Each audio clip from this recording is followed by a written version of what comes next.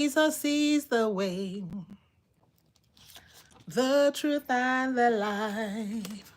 Oh, whosoever cometh to him shall never die. Oh, Jesus is the way. He's the way, the truth, and the life.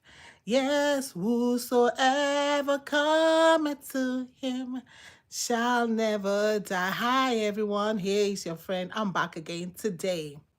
This is very important, what we're going to talk about tonight. We're going to try and be as brief and short as we can. The title for tonight's discussion is Go and Sin No More.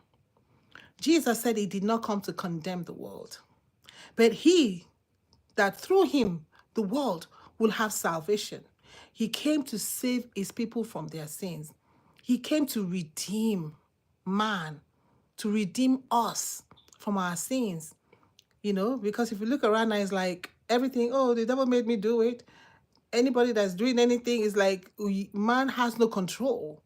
Yeah, because sometimes you feel that you do. But then you find out the things that you thought you had power and control over, somehow they get you down. You get you down. So Jesus came to redeem us from those things. Think about the woman that was caught in the act of adultery. The man brought him. I wonder where the man actually was, because they said they caught her in the act, right? And that's okay.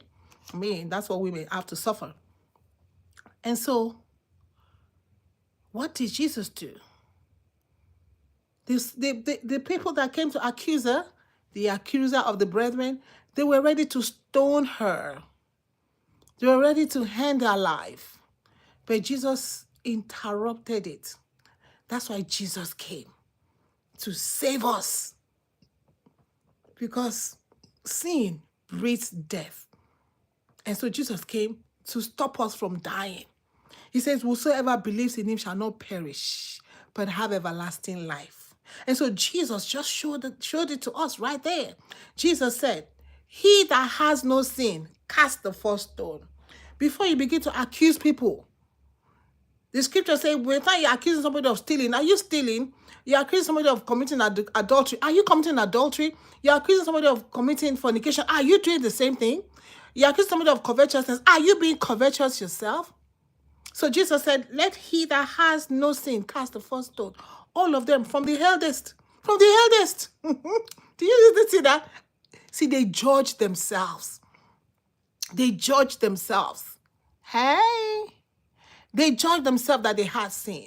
And so they dropped their stone one by one. But Jesus was the only one that was sinless. But did he cast the stone at the woman? No. Jesus did not, because Jesus came with mercy. He said he came full of grace and truth. He came to show mercy to us. So he had the license to cast the stone at the woman. But Jesus did not. Jesus gave her another chance at life. Do you know what Jesus said to her? Jesus said to her, go and sin no more.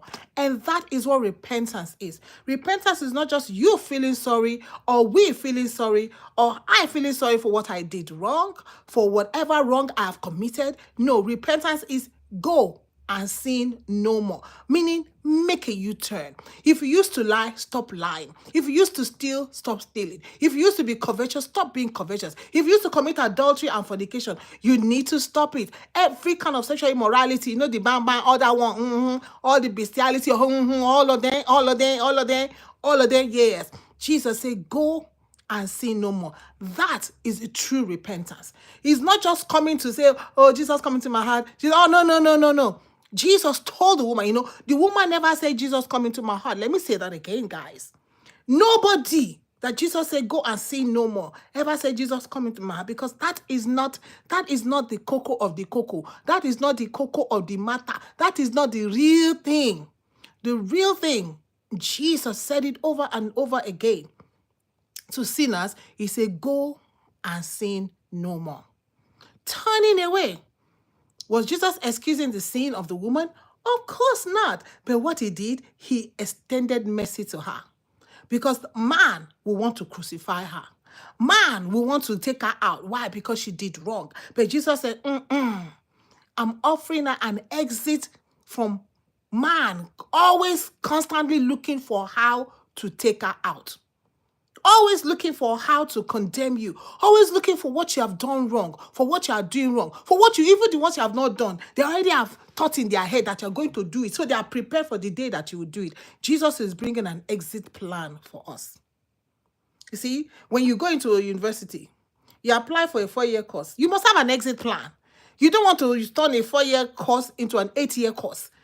What is your exit plan out of sin?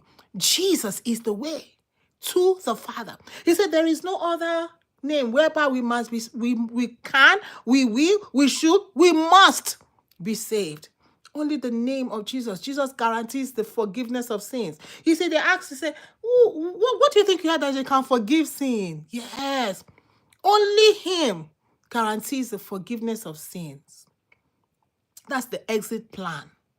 That's the exit plan out of fornication, the exit plan out of adultery, the exit plan out of covetousness, the exit plan out of bestiality, the exit plan out of sexual immorality of every kind, the exit plan out of lying, of stealing, the exit plan out of covetousness. Jesus is the exit plan. And what's the exit plan? Go and sin no more. You want an exit plan? Jesus already laid it down. Jesus already laid it down. Don't let nobody tell you a lie. And the apostle said, should we continue in sin so that grace will abound? He said, no, there is also an exit plan. We do not continue in sin. We do not continue in sin. There's mercy at the feet of Jesus. No other person guarantees us mercy. No other person guarantees us forgiveness of sin. Go and check all the gods that the world are serving and bowing down to. None guarantees us forgiveness of sins. None guarantees you a life outside of here. None guarantees you peace. None guarantees you peace with the Father. Jesus is extending mercy to you today. What are you going to do about the mercy that Jesus is extending? Listen, this mercy is not going to be forever. This mercy is not going to be forever. Time is running out. Jesus also warned them something deeper in Luke 11:24, that if we return to the sins we once left, our condition could become worse. Everything that you have abandoned, if you go back to it, your condition could be worse. And that we see it, that it got to a point where he gave them up. He gave them what? Up. Nebuchadnezzar, God gave him a dream. This was going to happen. This was going to happen. Daniel said to him, hey, mighty king, you know you are the greatest king. You know God gave you this authority. But listen, why don't you do this? Why don't you do that? Why don't you show mercy to the poor? Why don't you do the right thing? Did he hear? Nebuchadnezzar did not hear. For 1 year, he continued living his life. What happened to him? He ended up being an animal, living like an animal for 7 years. Not 7 days, not 7 weeks, not 7 months, but 7 whole years. His claws grew like those of the eagle. His body was full of air, and the dew of heaven was on him. Jesus is offering to us today mercy. Stop sinning. Go and sin no more. That is all repentance is all about. The door is still open. Don't let the door be shut on you. Remember, Jesus is the way. He is the way. He said, I am the door. No man can come unto the Father except by me. Walk through it. Walk through it with joy. Walk through it in the love that he has offered you today.